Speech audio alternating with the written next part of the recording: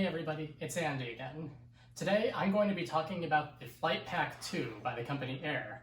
I have with me the standard Flight Pack 2 in the black, as well as the special limited edition X Pac version of the Flight Pack 2.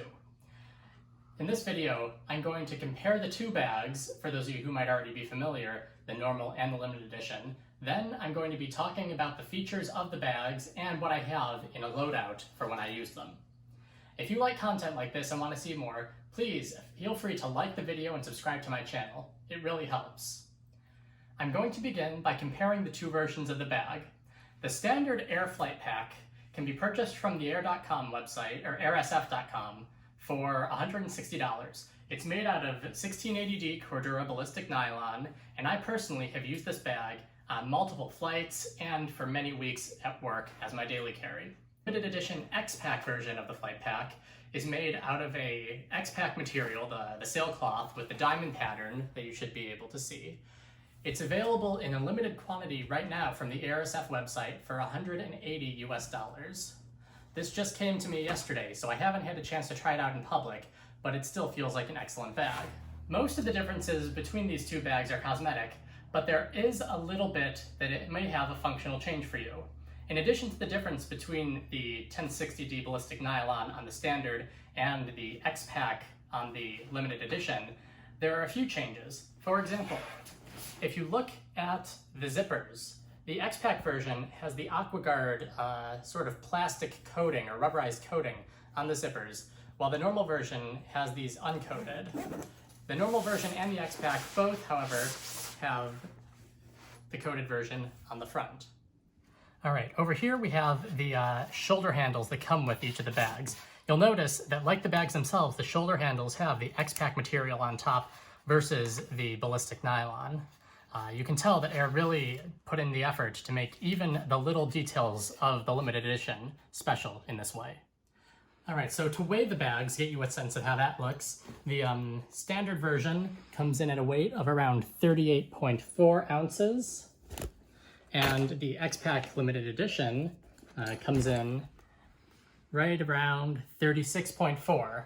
So it's not that big of a difference, but the X Pac version does weigh 2 ounces less than the standard version.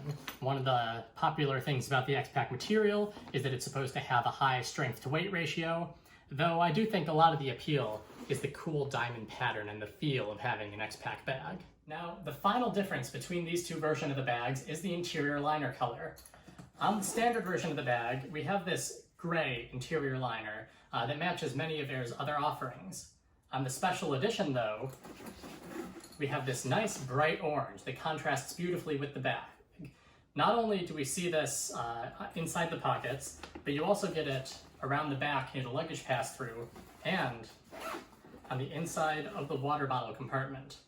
The accents really make this bag have that extra feel of classiness for those of you who like the contrast and being able to see everything on the inside. Those are all of the differences between the two bags. What I'm going to do now is show you the features of the bag using the limited edition as my model.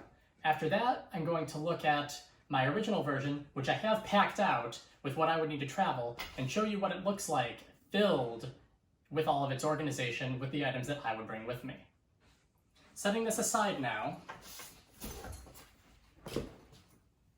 let's talk about the bag. The Aer Flight Pack 2 is a bag that can be used in many different ways. In one sense, it's a traditional backpack with backpack straps that you would put on just like any other. One thing that you can do with this bag is tuck the backpack straps away. They can unclip really easily and fit into this zippered compartment here.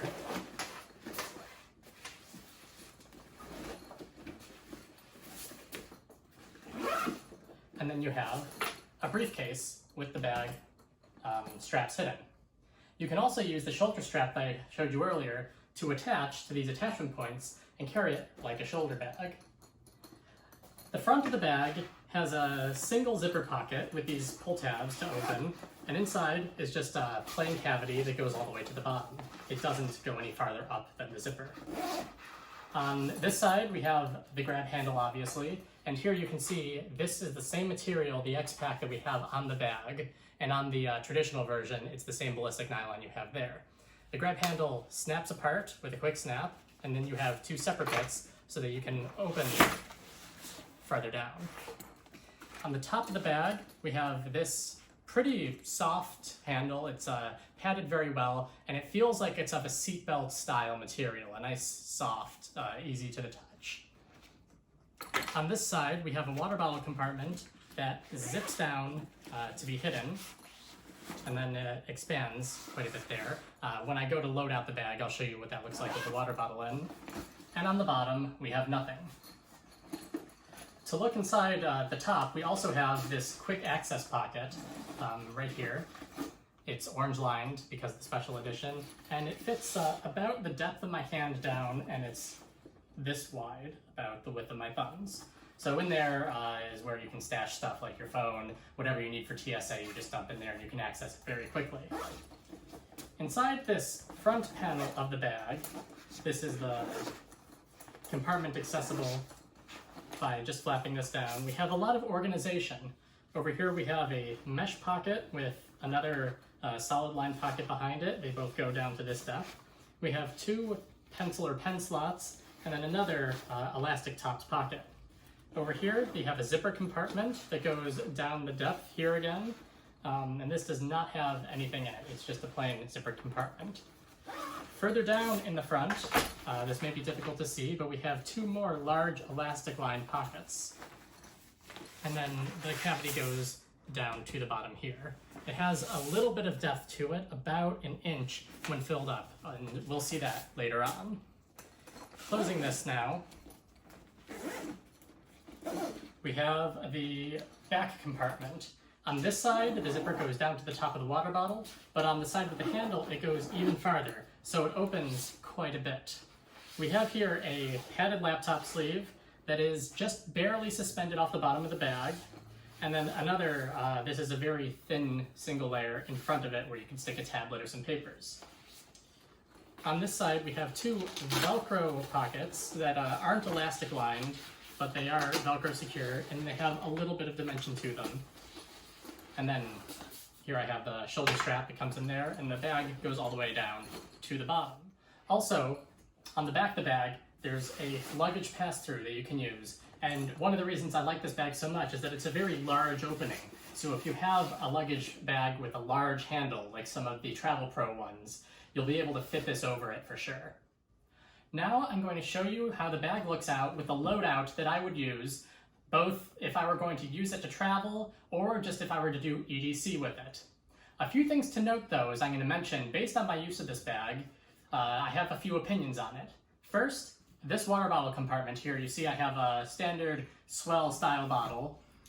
If I tilt the bag over like it's on a luggage and it just happens to get down a bit, the bottle might fall out. Now, with some other bottles, like this Camelback chute that I tend to carry, it's just big enough so that the elastic does hold it in. One more thing that I tend to do is I've actually removed the zipper pull from the top quick access compartment. What I noticed was that sometimes when I would have the zipper here and the zipper pull, I would be trying to shut this and the zipper pull would have fallen in there. So I find that taking it out actually makes it easy, and there's no problem for me just opening this. Beginning with my loadout, in the top compartment, I tend to keep a chapstick. They're very useful to have around. In the front here, I actually have nothing in the pocket. However, if I am traveling, this is where I'll stick my boarding pass or other travel documents. Removing the water bottle and opening up the front pocket, one of the things I love about this bag is the organization. Up top here, I have my laptop charger and power cable. On this side, I have an armband that I use and my pills. Behind those, I tend to keep some hand sanitizer. Going a bit farther down, just sort of in front of those elastic pockets, I keep this Tom Bin pouch that has a few of my cables, an iPhone charging cable and a dongle for that computer. I have a little first aid kit that I also keep at the bottom. And then in these elastic pockets, I have a mouse. This is the Logitech MX Anywhere. And a battery pack. This is one by Anchor. And of course up here I have a Sharpie and a pen. Now, I don't usually do this, but I thought it would be fun to fill a packing cube up to show you about what you'd be able to fit if you wanted to use the main cavity of the bag to store some clothing. So I took this Tom Bin packing cube. This is the Tom Bin pilot size, and I filled it with some towels.